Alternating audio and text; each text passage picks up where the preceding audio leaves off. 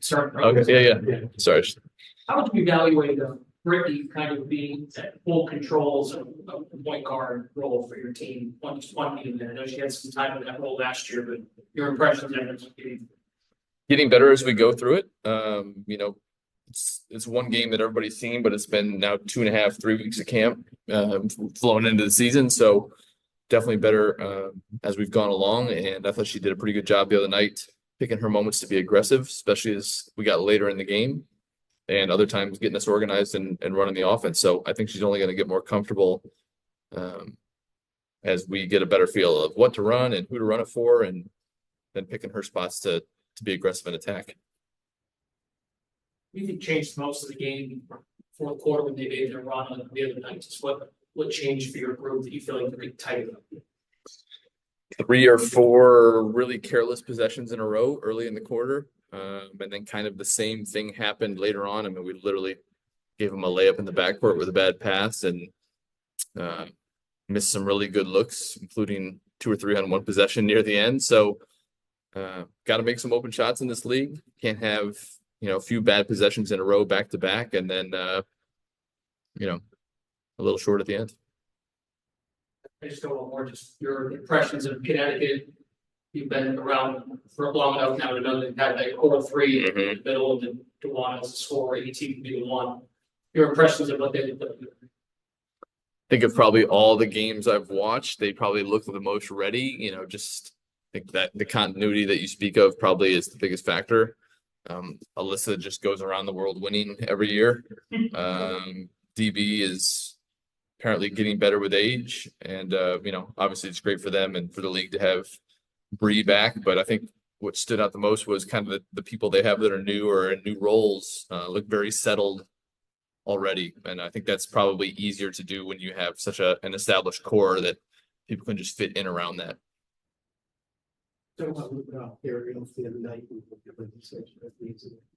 Ariel's had a terrific camp. She's embraced, being a leader on this team. I think she is, I don't even want to talk about it, but feeling better physically than she has in a long time, and shooting the ball well, making good decisions, defending. She's been a multi-time all defensive player for a reason, and she's doing it on both ends. But it's why she's an Olympian. It's why she's been an all-star. She's kind of setting the standard for our group right now. You look at the game the other night, and you guys doing practice. We're fully into season mode now. We're not having long practices already, but yesterday just trying to tighten a few things up defensively.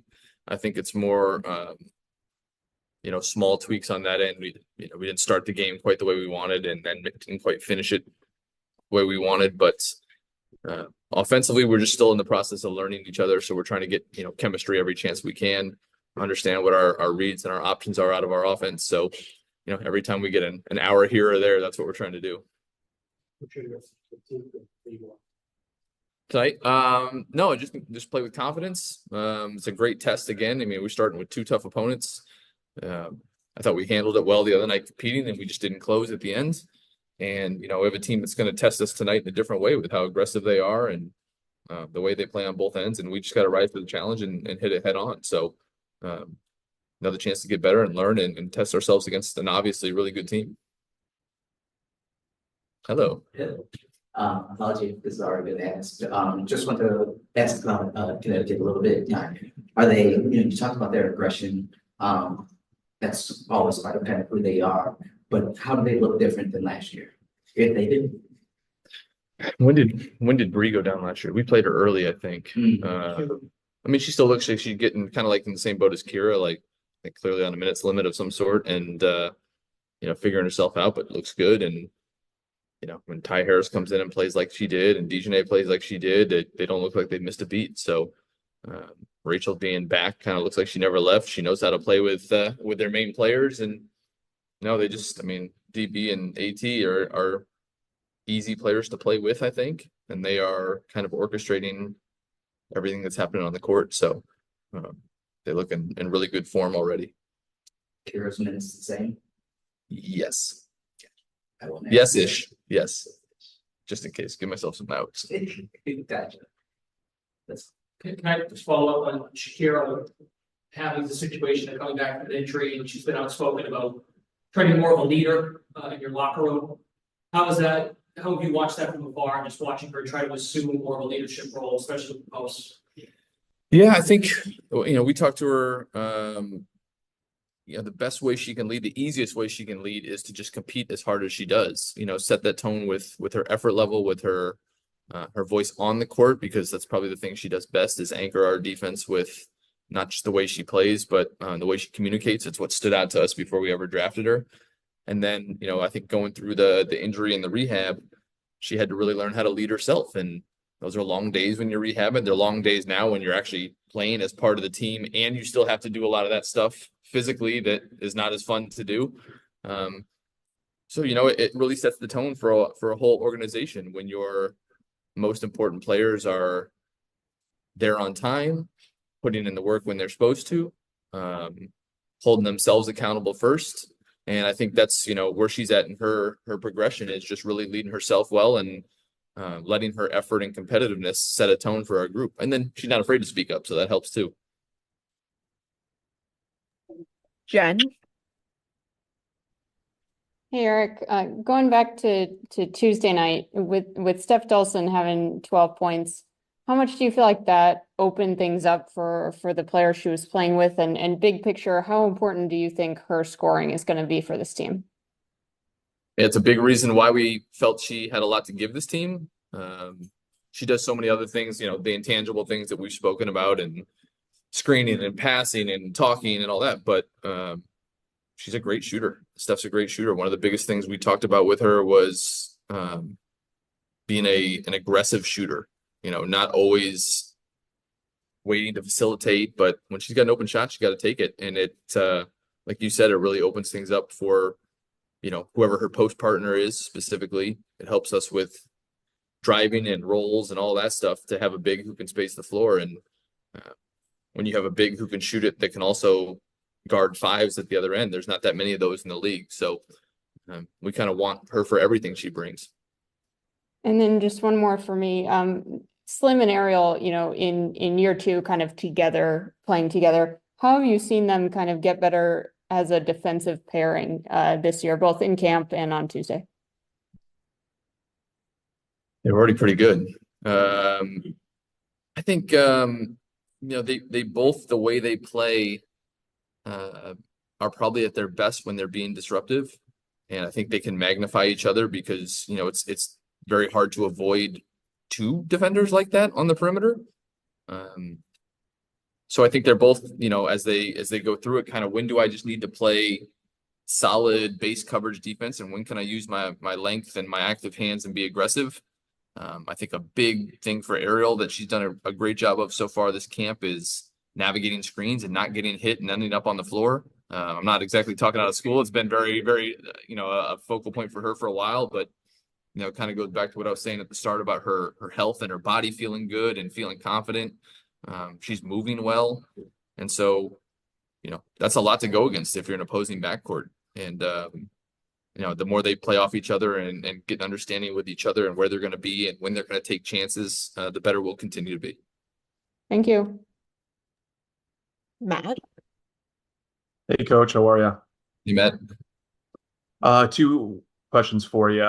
Connecticut on Tuesday against Indiana, they ran a fair amount of split action. So I'm wondering if you could talk a little bit about that. What specific adjustments are you trying to emphasize to ensure that the team stays disciplined and effective in those scenarios?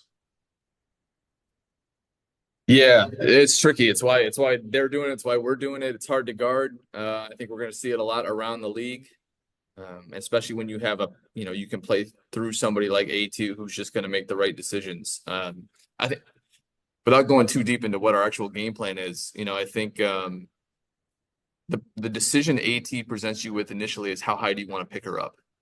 And it's really hard because, she doesn't shoot. So you're inclined to give her space, but then she's just sitting there quarterbacking everything from the top of the floor. So you got to be smart. You try to pick her up too high. She's so quick with the ball. She can get downhill and be in the paint. So it's a really fine line of when can you pressure her and disrupt her vision, and you're protected versus when do you just need to give a little cushion. But the more you give a cushion, the easier it is for her to pass. they do certain things for Dewana.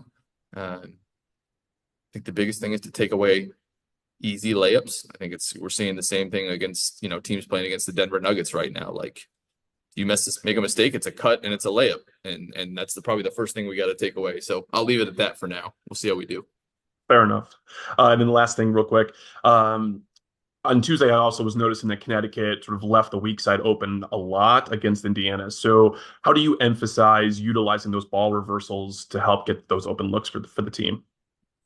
What they've done here, going back to probably Kurt's early days here as head coach, he recognized what he had in his personnel in terms of jumping out and being aggressive and hedging and rotating hard to rollers and drivers and kind of daring you to make the right pass.